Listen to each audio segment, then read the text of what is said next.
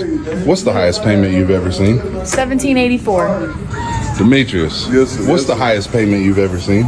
Oh, like 2,100. Sheesh. Roy, what's the highest car payment you've ever seen? It was $1,958. Jesus. Leslie, what's the highest payment you've seen? $1,400. Hey guys, what's the highest payment y'all have ever seen? $2,435. March? 3,200. Well, car payments are really through the roof right now. I honestly don't know how a lot of people do it. Having a car payment that feels like a mortgage, to me, just feels like a chain around the neck. I have $60,000 worth of car debt, with about $30,000 of that being in negative equity. And let me tell you how the dealership scammed me, because I bought my car by myself back in 2022 and I got scammed, and I don't want y'all to get scammed. So let's talk about it. I went in spring of 2022 to buy my Jeep. I wanted the Jeep Wrangler, which is the hybrid car, part gas, part electric. And anyways, during that time, they didn't have a lot of stock because of COVID. And so basically they were going to order my Jeep, and it would come within 3 months. Well, the dealership guy told me that they could put me in a Jeep off the lot for 3 months with no loan payment, and then they would roll the loan over to the new Jeep when it came in. I was like, oh, that sounds great. So I signed it. I didn't have any payments. My Jeep came in the mail. My Jeep came, I went and I picked it up, and y'all, when he sat me down, he handed me a piece of paper that said that the car was like $100,000. And when I tell you, I about had a fit, because when I had originally went in, the finance guy told me that my monthly payment was gonna be like $600. And then when I told the car salesman that when I was picking up the Jeep, he said that the finance guy lied, and that's why he doesn't work there anymore. And now I'm stuck with a $1,000 car payment. And the reason why I have negative equity is because somehow, and I still don't know how he did it. I worked with a lemon law attorney and I still don't know how he did it. But basically, when he rolled the first loan into the second one, he somehow kept it higher.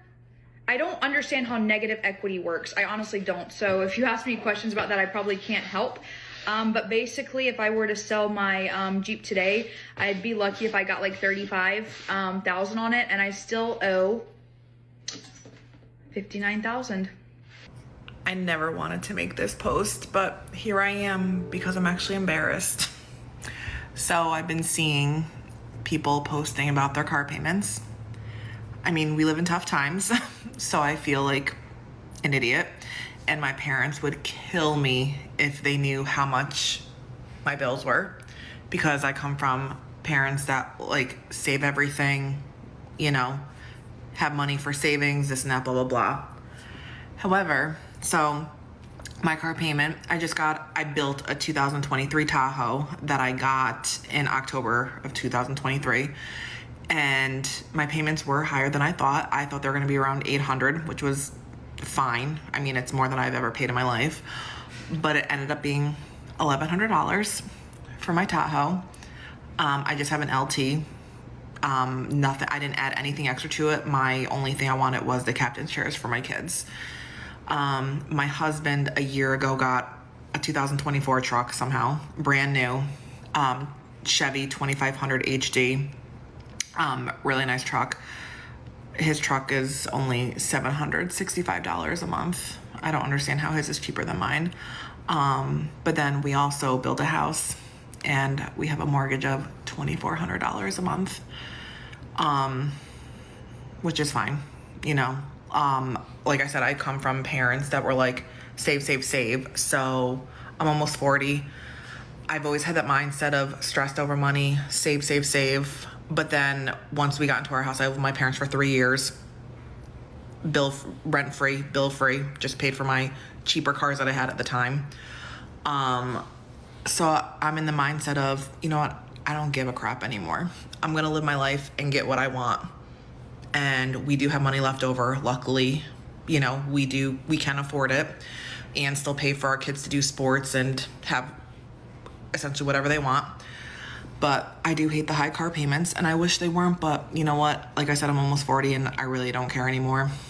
You know, I saved my entire life for everything, and it is what it is. I don't know if y'all see it, but I literally see vehicles posted for sale now for like $100,000 to almost $200,000. And there is absolutely no way that people are purchasing these vehicles without paying a high car payment. So y'all are mad at me, and I know that I am not the only person with these high ass car payments. I'm not. And other people just might not be telling you what their car payments are, but there are a lot of people with these high car payments for absolutely no reason. Vehicles now are not the same cost as vehicles used to be. I can look online and find a hoopty, and it's going to be like $15,000. That is wild. So please, tell me what your car payments are, because I need to prove a point that I am not the only person in this predicament. Especially people that bought their cars a few years ago during the pandemic, because that is when the cars started getting really high, which is when I bought our vehicles. You have a $700 car payment. Do you realize that is a $100,000 mortgage? When I'm pre-qualifying someone and they want a $350 home because they love it and they went to the open house and they want to make an offer on it and they have a $700 car payment, now it's $250. I can approve you. Yeah, but okay, so you're taking that $90,000 Yukon. Yeah. What, rolling it back up to an apartment complex? You're like, exactly. You look awesome, dude. We always get used cars. It's something that we've been doing for a very long time. My husband is big on that, and he will, make sure to take his time. And honestly, we have had a lot of great luck with used vehicles. We have one that has lasted us for many years now. The thing looks like it's about to fall apart, but it runs like a champ. And what can you say? It's hard to almost even get rid of because it runs so well.